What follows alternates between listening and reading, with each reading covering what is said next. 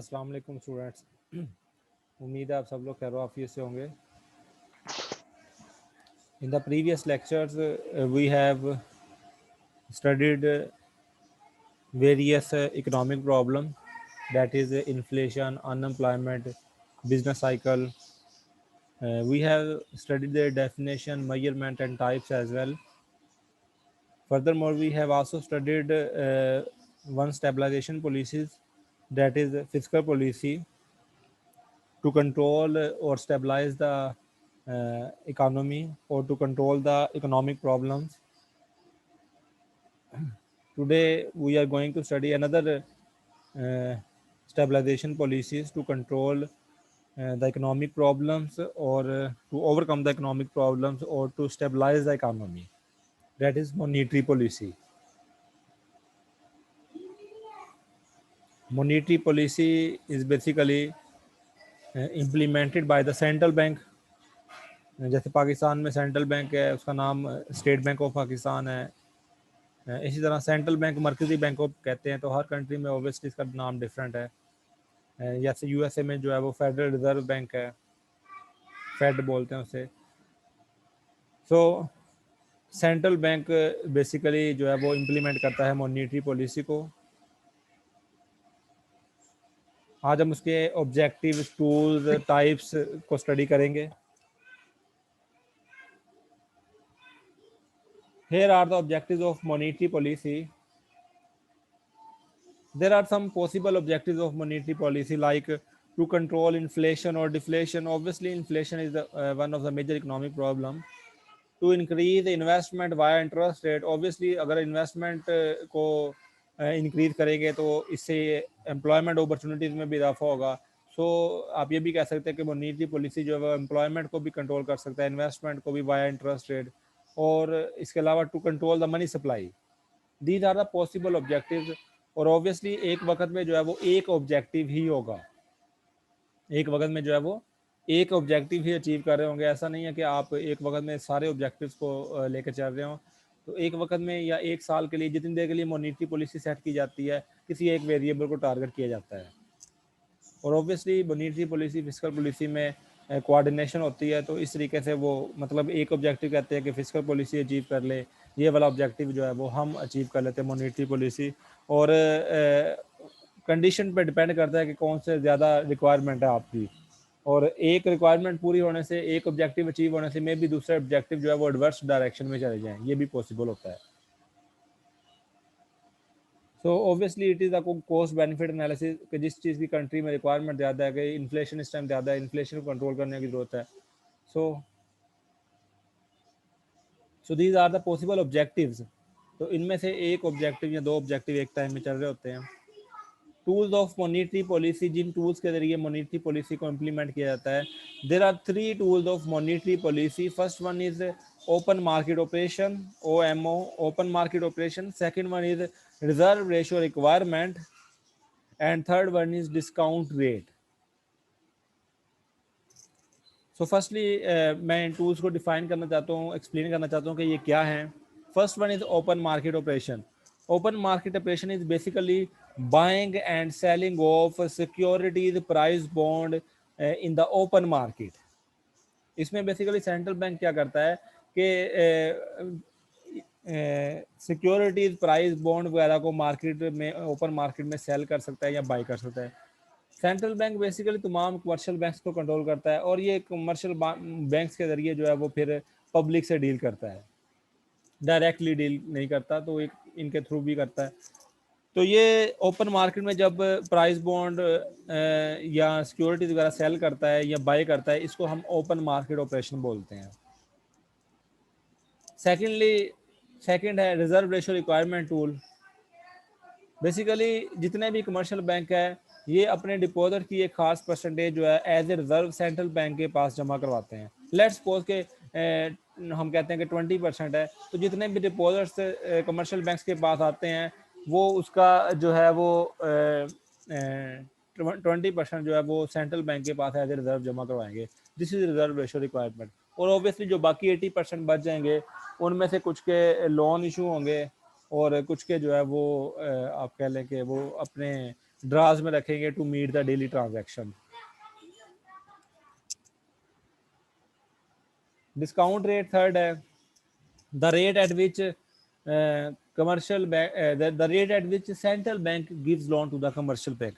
ये basically interest rate ही है, लेकिन कमर्शियल बैंक और सेंट्रल बैंक के आपस में लेन देन को जो है हम डिस्काउंट रेट का नाम देते हैं, जो उस पर इंटरेस्ट रेट इम्प्लीमेंट होता है।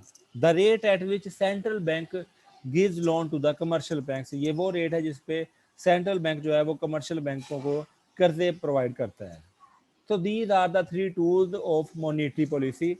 I have explained their definition only.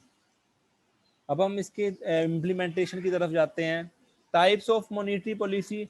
There are two types of monetary policy. First one is expansionary monetary policy and second one is contractionary monetary policy. Expansionary monetary policy में basically economy को हम expand करना चाह रहे होते हैं। Contractionary monetary policy में हम बेसिकली इकोनॉमी को कंट्रैक्ट करना चाह रहे होते हैं। मैं एग्जांपल देता हूं कि किस सूरत हाल में कौन सी पॉलिसी यूज़ करनी चाहिए। जैसे इकोनॉमी में इन्फ्लेशन है, अब इन्फ्लेशन की कंडीशन में जो है वो there are too much money in the economy. Economy में पैसा ज़्यादा होता है जबकि वैल्यू ऑफ मनी जो है वो कम होती है। अब इन्फ्लेशन है, इकोनॉमी को इन्फ्लेशन को कंट्रोल करना चाहते हैं, तो उसके लिए हम जो है अगर मॉनेटरी पॉलिसी इंप्लीमेंट करना चाहते हैं तो कंट्रैक्शनरी मॉनेटरी पॉलिसी इंप्लीमेंट होगी। तो उसके लिए कॉन्ट्रैक्शनरी मॉनेटरी पॉलिसी जो है वो इंप्लीमेंट होगी। कॉन्ट्रैक्शनरी मॉनेटरी पॉलिसी उसके लिए बेसिकली इंप्लीमेंट होगी। उसमें क्या होगा कि उसके लिए जो है वो इकोनॉमी कंट्रैक्ट होगी, उसके लिए इकोनॉमी को कंट्रैक्ट करने की जरूरत है, कंट्रैक्ट होगी। जब इकोनॉमी को कंट्रैक्ट करने की जरूरत है ताकि इन्फ्लेशन को कंट्रोल किया जाए, क्वांटिटी ऑफ मनी को कंट्रोल किया जाए, इस तरीके से। एक और एग्जांपल देता हूं, जैसे सेंट्रल बैंक जो है वो इन्वेस्टमेंट को इंक्रीज करना चाहता है, ये ऑब्जेक्टिव है, इन्वेस्टमेंट को इंक्रीज करना चाहता है, तो ऑब्वियसली उसको एक्सपेंशनरी मॉनेटरी पॉलिसी अडॉप्ट करनी पड़ेगी ताकि इकोनॉमी को एक्सपेंड किया जा सके, इन्वेस्टमेंट में इजाफा हो एंड फर्दर एम्प्लॉयमेंट में इजाफा हो। सो ऑब्जेक्टिव के लिहाज से जो है वो मॉनेटरी पॉलिसी को इम्प्लीमेंट किया जाता है। नाउ लेट्स सी के टूल्स को जो है वो कैसे यूज किया जाता है एक्सपेंशनरी मॉनेटरी पॉलिसी में या कंट्रैक्शनरी मॉनेटरी पॉलिसी में अपने ऑब्जेक्टिव अचीव करने के लिए। Expansionary monetary policy, expansionary monetary policy में क्या करते हैं कि इकोनॉमी को एक्सपेंड करना चाह रहे होते हैं, इकोनॉमी को एक्सपेंड करना चाह रहे होते हैं, तो उसके लिए क्या करेंगे, सेंट्रल बैंक अगर फर्स्ट टूल को यूज करते हैं तो ये central bank will buy security and price bond from the open market. Buy करने का मतलब है कि सिक्योरिटीज प्राइस बोर्ड उसने बाय कर लिए सेंट्रल बैंक ने, तो लोगों को पैसा दे दिया उसके अगेंस्ट। इस तरीके से क्या होगा, मनी सप्लाई में इजाफा होगा, लोगों में ज्यादा पैसा ट्रांसफर होगा। So this is expansionary monetary policy. Central bank क्या करेगा, बाय करेगा securities and price bond from the open market. जब बाय करेगा, अब वो पीस ऑफ पेपर तो उसने खुद कलेक्ट कर लिया है, लोगों को उसके अगेंस्ट में उसकी रकम जो है वो प्रोवाइड कर दी है। So this is expansionary monetary policy. अगर सेकंड टूल को यूज करते हैं तो उसमें क्या करेगा, वो रिजर्व रेशियो रिक्वायरमेंट को कम कर देगा। जैसे मैंने एग्जांपल दी कि 20% है तो 20% से वो 10% कर देगा। रिजर्व रेशियो रिक्वायरमेंट कम करने का मतलब है कि वो कमर्शियल बैंकों से कम रिजर्व रखवाने को कह रहा है, बाकी पैसे उसके पास रहेंगे कमर्शियल बैंक के पास, और वो ज्यादा लोन इशू कर सकेगा।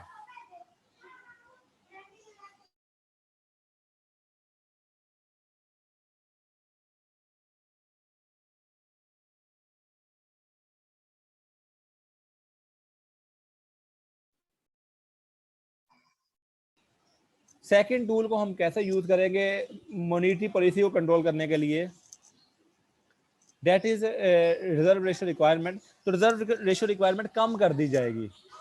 जब रिजर्व रेशियो रिक्वायरमेंट जो है वो कम की जाएगी तो इसका मतलब है कि फिर कमर्शियल बैंक के पास पैसे ज्यादा रहेंगे, और वो ज्यादा लोन जारी कर सकेगा। This is expansionary monetary policy. अगर थर्ड टूल हमने यूज करना है तो वो है डिस्काउंट रेट। तो डिस्काउंट रेट जो है वो कम कर दिया जाएगा, डिस्काउंट रेट कम होने से क्या होगा, कमर्शियल बैंक जो है वो सेंट्रल बैंक को सस्ते दामों जो है वो कर्जा प्रोवाइड करेगा, और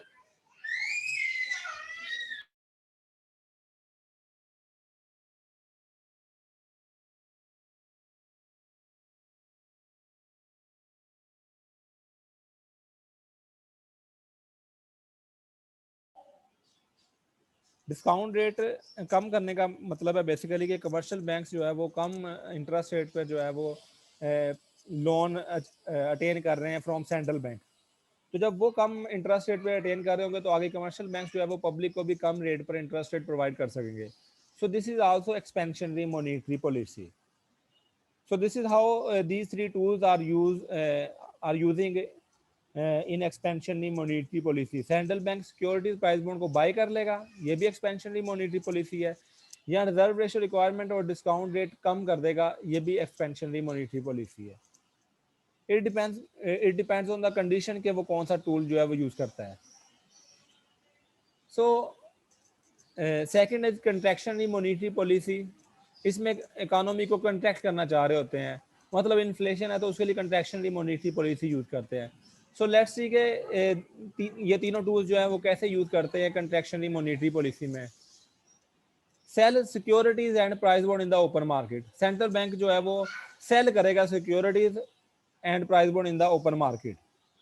सेल करने का मतलब है कि प्राइस बॉन्ड वगैरह सेल करने का मतलब है कि वो पीस ऑफ पेपर उन्होंने लोगों को दे दिया है और पैसे खुद लेकर रख लिए हैं। अब वो हम पीस ऑफ पेपर लेते हैं, हम ड्राज में रख देते हैं, कुरानदाजी निकलेगी होगी, इनाम मिलेगा, हम उसे ट्रांजैक्शन के लिए यूज तो नहीं करते। तो मनी सप्लाई क्या होगी, कंट्रोल होगी, रिड्यूस होगी।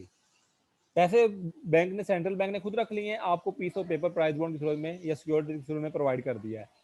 This is contractionary monetary policy. Money supply control कर ली है सेंट्रल बैंक ने इस तरीके से। या सेकंड टूल है increase in reserve ratio requirement. Reserve ratio requirement जो है वो इंक्रीज कर दी जाएगी। जैसे 20% मैंने एग्जांपल दी थी, 20 से 30% रिजर्व रेशियो रिक्वायरमेंट कर दी है कि तमाम कमर्शियल बैंक्स ने अपने डिपोजिट का 30% जो है वो सेंट्रल बैंक के पास जमा करवाना है। तो ऑब्वियसली उसके पास कम पैसे बच जाएंगे और वो कम लोन जारी कर सकेगा। This is contractionary monetary policy.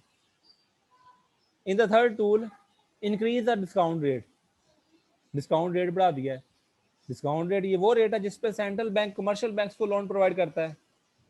तो जब डिस्काउंट रेट ज्यादा होगा, कमर्शियल बैंक्स को महंगे कर्जे मिलेंगे सेंट्रल बैंक से, तो फिर वो कमर्शियल बैंक भी आगे जो है वो ज्यादा चार्ज करेंगे लोगों से।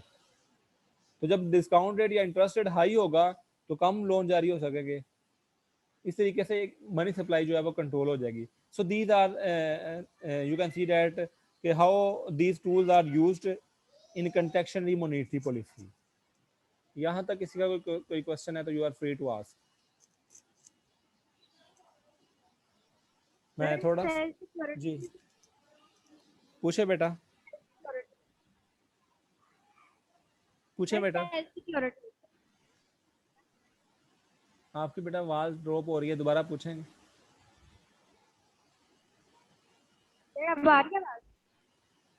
बोल रहे हैं बेटा, आवाज आ रही है? आवाज आती है, आप माइक ऑन कर लें जरा, आ बोल रही लें। है। आपने क्या सेल सिक्योरिटी, सिक्योरिटीज का क्या मतलब है यहाँ? जी, जिस तरह प्राइस बॉन्ड है उसी तरह एक सिक्योरिटीज भी होती हैं।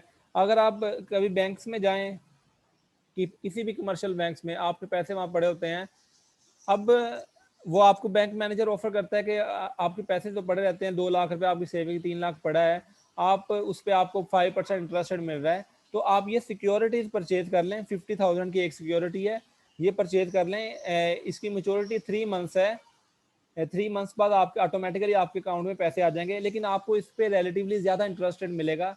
लेट्स सपोज आपको इस पे 10% इंटरेस्ट रेट मिलेगा, और ये अगर आप 6 मंथ वाली सिक्योरिटी परचेज करते हैं तो इस पे आपको 15% इंटरेस्ट मिलेगा। अगर आप ये 1 ईयर वाली सिक्योरिटी परचेज करते हैं तो इस पे आपको 18% इंटरेस्ट रेट मिलेगा। So these are just like a securities, कि इस तरीके से सिक्योरिटी सेल की जाती है। जस्ट लाइक इस पे इंटरेस्ट रेट मिलता है आपको, तो हम वो सिक्योरिटीज लेकर रख लेते हैं और उसके अगेंस्ट में जो है ना वो हमें इंटरेस्ट रेट ज्यादा मिलता है as compare to routine wise interest rate. मतलब रूटीन में 5-6% इंटरेस्ट रेट मिल रहा है, तो हमें सिक्योरिटीज पे जो है वो ज्यादा इंटरेस्ट रेट ऑफर होगा। उन सिक्योरिटीज की मेच्योरिटी जितनी भी ज्यादा होगी उतना ही इंटरेस्ट रेट ज्यादा ऑफर होगा। अगर हम नेशनल सेविंग बैंक में जाएं तो इस तरह की नंबर ऑफ सिक्योरिटीज वो ऑफर कर रहे होंगे। क्लियर है बेटा? सर आपने ट्रिपल आर जो था उसका बताया था, वो अगेन बताएं। आर आर जी, R reserve ratio requirement. Reserve ratio requirement, ये वो रिक्वायरमेंट है जितने भी कमर्शियल बैंक्स हैं ये सेंट्रल बैंक के पास रजिस्टर्ड होते हैं, जितने भी कमर्शियल बैंक्स हैं वो सेंट्रल बैंक के पास, मतलब मरकजी bank, state bank of Pakistan से रजिस्टर्ड है। तो ये जितने भी कमर्शियल बैंक्स हैं ये अपने डिपॉजिट्स की खास परसेंटेज वो as a reserve central bank के पास जमा करवाते हैं। जितने भी डिपॉजिट्स आते हैं उसका लेट्स सपोज कि ये 15% रेट है, तो उसका 15% इन्होंने सेंट्रल बैंक के पास जमा करवा देना होता है। बाकी बच गया 85%, उसमें से कुछ जो है वो डेली ट्रांजैक्शन को मीट करने के लिए रख लेंगे। वो फिर उन्होंने टारगेट सेट किए होते हैं, इतने का हमने जो है वो कार लोन इशू करने हैं, इतने हमने जो है वो हाउस लोन इशू करने, इतने का ये कर रहे थे। वो रिजर्व रेशियो जो 15% वो सेंट्रल बैंक के पास चलेगी जी। और डिस्काउंट रेट ये वो रेट है जिसपे सेंट्रल बैंक जो है वो कमर्शियल बैंक को लोन प्रोवाइड करता है। इंटरेस्ट रेट ही है ये, बस इसे डिस्काउंट रेट का नाम दिया गया है। कमर्शियल बैंक और सेंट्रल बैंक के दरमियान जो लेन देन है उस पर जो इंटरेस्ट रेट चार्ज होता है उसको हम डिस्काउंट रेट का नाम देते हैं। Is it clear? Is it clear? तो ये यस सर। जिनको ऑब्जेक्टिव अचीव करने के लिए जो है वो मॉनेटरी पॉलिसी सेंट्रल बैंक जो है वो यूज करता है। ये सोर्स है आज के लेक्चर का, यहाँ तक आप कर लीजिएगा। इससे रिगार्डिंग फर्दर